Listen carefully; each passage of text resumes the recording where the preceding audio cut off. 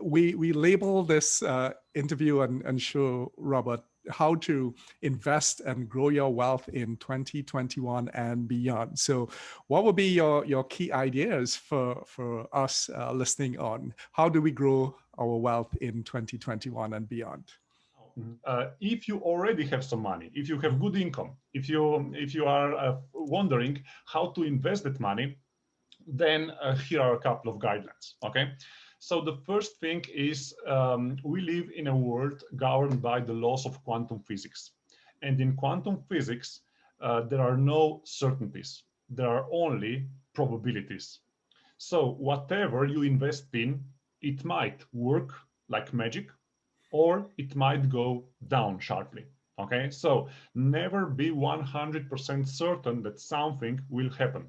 Okay, or that some asset will grow, because nothing is certain in the investing world. Of course, I am not a financial advisor. I cannot give you financial advice. Okay, thanks God. Today I will just give you my opinion, what I would do if I started to invest right now. Okay. And this is just my opinion. Okay, it's not a financial advice. Now, first thing, you should diversify into different asset categories. Okay, so one asset category is stocks. And like I said, my students in my courses, they are using very inexpensive index funds, for investing in the stock market. So we never invest in individual stocks. Why? Because individual stocks can be very dangerous. You can pick the right ones, but you can also pick the wrong ones. And a lot of people think that they can pick the winners, but in reality, very few can do that. Okay, so don't be overconfident. Just invest in a simple, diversified vehicle with the lowest possible cost, and these are index funds. Okay, stock index funds. Then the second thing that I would do is buy some gold. Gold is very, very important, especially in the macroeconomic environment that we are living in. We have central banks printing money like there is no tomorrow. The inflation right now is hiding in the asset prices. Okay, so consumer prices, for milk and sugar, they are not going up, but the assets are going up in price like 5 to 10% per year, and this is the real inflation. But you don't see it. And the statistics, the government statistics, they don't show you this kind of inflation. They just show you, oh, milk and sugar and bread, this is staying at the same level. Nothing to worry about. But you don't spend all of your money for food and for clothes. You want to send your children to school, to a good school. You need money, and this is growing. The costs of schooling are growing. You want to buy a new house, the real estate is going up.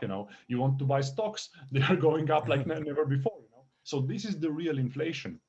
Okay, so this is something you need to understand. And we have two vehicles or tools that we can use in order to fight this inflation. One is gold, and the second one is Bitcoin.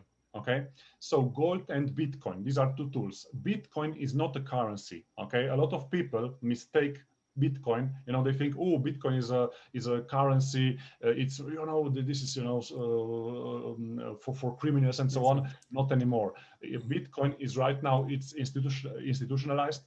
It's legal. American Securities Commission said Bitcoin is okay. It's not a security. It's okay. We will not ban it and so on. So Bitcoin is a totally different story than it was 3 years ago.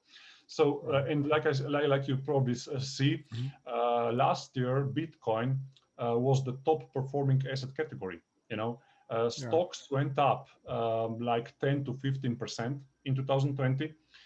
Gold went up 24%, and Bitcoin went up 304%. The institutions, the banking system, big corporations are basically all investing in Bitcoin right now. Why? Because it's a new asset category. it's proven asset category because it has been around for 10 years. It has gone over the last peaks, over the all-time highs, in 2018. So Bitcoin right now is at 42,000 or something, and the last peak in 2018 it was below 20,000. So now it's more than 50% more expensive than it was at the peak 3 years ago. So it's becoming a mainstream asset, and it's becoming a replacement for gold, because gold it's very expensive to move. It's very expensive to store, and if you want to transact with gold, it takes a lot of time, it takes a lot of money. Bitcoin does all that for a fraction of cost, and in minutes. You can send Bitcoin to anybody in the world in minutes, and it costs you maybe $5 to send 200 million worth of Bitcoins around the world. So it's a new gold. The new Wall Street mantra is that Bitcoin is gold 2.0. Okay, wow. So Bitcoin is gold 2.0, and now practically all these big institutions are trying to get into this space. But right now it's a bit hard for them, because they are traditional institutions. They need a lot of legal approval and accounting approval and so on. So it will take them months to get into Bitcoin. And here is the opportunity. Here the retail investors can enter this market before them. So like I said, you need to be in gold.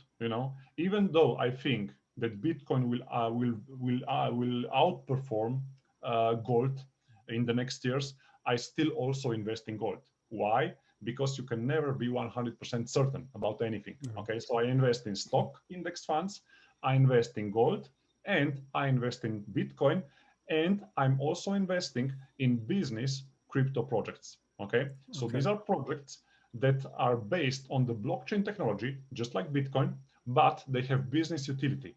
Okay, they have business utility. They are similar to stocks. They produce value, just like Apple produces phones, and phones are value.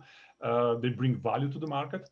You have business crypto projects that also produce value, and they bring value to this world. And that is why I also invest in business crypto projects. So stocks, gold, then Bitcoin, and business crypto projects. I am too young to invest in bonds. Okay, bonds are boring, are for older people. So if you are 50, maybe 60 years old, then you need bonds because of safety.